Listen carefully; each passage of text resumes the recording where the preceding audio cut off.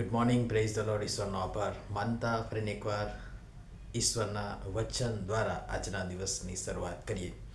પ્રભુનું વચન કહે છે, તું તાણીને પોકાર, કંઈ પણ બાકી ન રાખ, રણ સિંગડાની પેઠે તારો સાદ ઊંચો કર, અને મારા લોકને તેમના અપરાધો તથા યાકૂબના સંતાનોને તેમના પાપ કહી સંભળાવ. યશાયા પ્રવચકનું પુસ્તક તેનો 58મો અધ્યાય, પહેલી કલમ. આજનો વિચાર: ખ્રિસ્તમાં અતિ પ્રિયવાલા મિત્રો, પ્રભુ ઈસુ ખ્રિસ્તના પવિત્ર નામમાં આપ સર્વને સવારની પ્રેમી સલામ. પરમેશ્વર 4 બાબતો પ્રબોધકને તેમના લોકોને જણાવવા અને સચોટ તથા વાસ્તવિક રીતે કોઈની પણ શરમ રાખ્યા વગર કહેવા જણાવે છે કે પ્રબોધકનું કામ એ જ છે કે ઈશ્વરની વાત સાંભળી માની તેને અક્ષરશઃ તેમના એટલે કે ઈશ્વરના લોકોને જણાવવી, અને એમાં કોઈ શરમ, ભય, બીક લાગવગ વગેરે ન જ હોય. અને જો હોય તો મતલબ સ્પષ્ટ છે. કહેવત છે ને કે આવો ભાઈ હરખા, આપણે બેવ સરખા. કઈ 4 બાબતો તે જોઈએ. પહેલી બાબત, તું તાણીને પોકાર કર. જોરથી, ગભરાય વગર, ક્ષોભ, શરમ, સંકોચ, બીક, ભય વગર, દબાયેલા મરકટ અવાજે નહીં કે કોઈ મને શું કહેશે, લોકો શું વિચારશે, લોકોને ગમશે કે નહીં, કે ગમશે કે ના ગમે, તો આ બધી બાબતો વગેરે.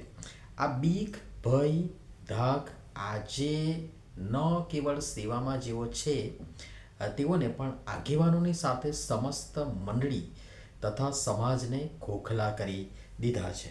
બીજી બાબત, કંઈ પણ બાકી ન રાખ. ઉપર નહીં, પણ સીધું જે હોય એ સચોટ અને વાસ્તવિક રીતે ખરેખરું જણાવો, અને એના માટે હિંમત જોઈએ.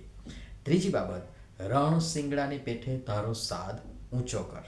રણ સિંગડું રણમાં વાગે ને યુદ્ધના વણકારા વાગે. આજુબાજુ જે વિશ્વમાં અત્યારે ચાલી રહ્યું છે આ જ પ્રકારનું ચિત્ર છે. આપણું યુદ્ધ કોની સાથે છે એ તો આપ જાણો જ છો. પાપ વિરુદ્ધ પોકારવું પણ યુદ્ધ જ છે. તમે ને હું ને આપણે સીધી કે આડકતરી રીતે યુદ્ધમાં જ સીધા ઉતરીએ છીએ. ચોથી બાબત, અને મારા લોકને તેમના અપરાધ તથા યાકૂબના સંતાનોને તેમના પાપ કહી સંભળાવ. તમે જ્યાં સુધી લોકોને સારી વાતો, મીઠી વાતો કરશો, તેમના વખાણ કરશો, તેમને ગમે એવું કરશો, તમને આ મળશે, તમને પેલું મળશે, ને એમ સુખ, શાંતિ, સાહેબી, સમૃદ્ધિ, આશીર્વાદોની જ વાત કરશો, ત્યાં સુધી તમે ગમશો. પણ તેમના પાપ તથા અપરાધો વિશે કહેશો તો સંઘર્ષ થશે. પણ તેમ છતાં વાસ્તવિકતાનું ભાન કરાવવું, પાપ તરફ તેમને પાપોની કબૂલાત તરફ લઈ જવું એ આપણી ફરજ છે, જે સાંપ્રત સમયમાં સાવ ભૂલાતી જાય છે. એ સમયના પ્રબોધકો, રાજા હોય કે પ્રજા, દેવ તરફથી આવતી એક વાત સીધી હિંમતથી કહી પણ દેતા, પછી ભલે એ જીવનું જોખમ હોય. દાઉદનું પાપ નાથાનિયેલે વિના ડરે બેઝિઝક કહી દીધું, ને દાઉદે સ્વીકાર્યું પણ ખરું. અને આજે ફક્ત સુખ, શાંતિ અને સમૃદ્ધિ, આશીર્વાદો વાળી જ વાતો કરવામાં આવે છે. સેવકનું કામ બહુ જ અગત્યનું છે.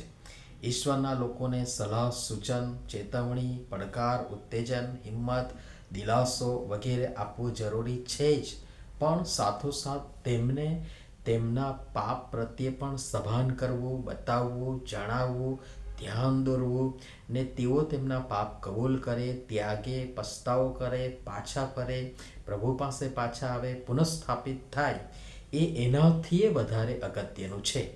પણ એ માટે પ્રથમ પાપથી ભરેલા અને પસ્તાવાના અનુભવમાંથી તથા માફીની તથા તારણની ખાતરી પ્રાપ્ત કરેલા તારણના અનુભવમાં આવેલા આપણે પોતે પણ હોવા જોઈએ. બાકી હું જ ગોળ ખાતો હોઉં તો બીજી વ્યક્તિને ગોળ ન ખાવાની સલાહ ન આપી શકું. આપણે જેઓ સેવામાં છીએ, આગેવાની આપી રહ્યા છે, એક નેતાગીરી આપી રહ્યા છે, પ્રામાણિકતાથી આત્મતપાસ કરીએ કે ખરેખર હું આ પ્રમાણે કરું છું કે મીઠી મીઠી વાતો કરી લોકોને વધુ ને વધુ કડણમાં ખૂંપવા, નાશની ગળતામાં ધકેલવા મદદ કરી રહ્યો છું. વિચારીએ. પ્રભુ સમજવા આપણ સર્વની સહાય તથા મદદ કરો.